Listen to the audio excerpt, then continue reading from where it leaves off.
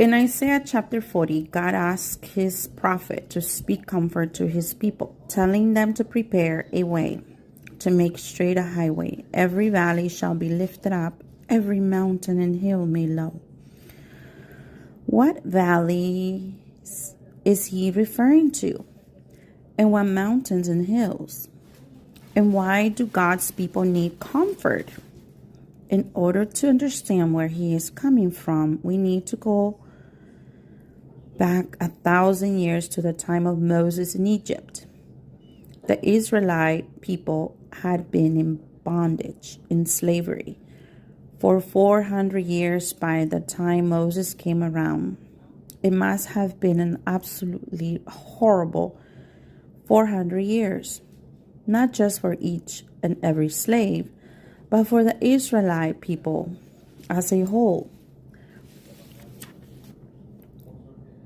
Psychological studies have found that people learn to be helpless. This is called learned hopelessness. When they are going through a phase of their lives where no matter what they try and no matter what steps they take, they find pain.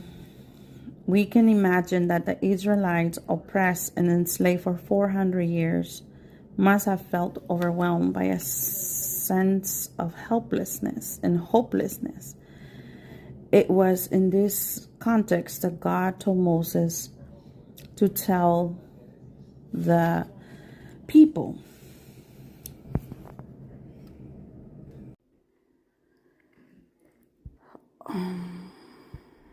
All they had to do was forsake their learned hopelessness and take a step of hope after God has given so many different signs.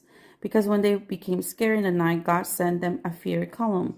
When they became lost in the day, he sent a cloud to lead them along the way. When they got hungry, he sent manna from the sky. When they got thirsty, he made water shoot from the rock. That's how God was teaching the people that there would not be any obstacle that could keep them from their promised land. All they had to do was forsake their learned hopelessness and take a step of hope. The very last step toward the promised land was a step into the Jordan River. And that last step was a difficult one.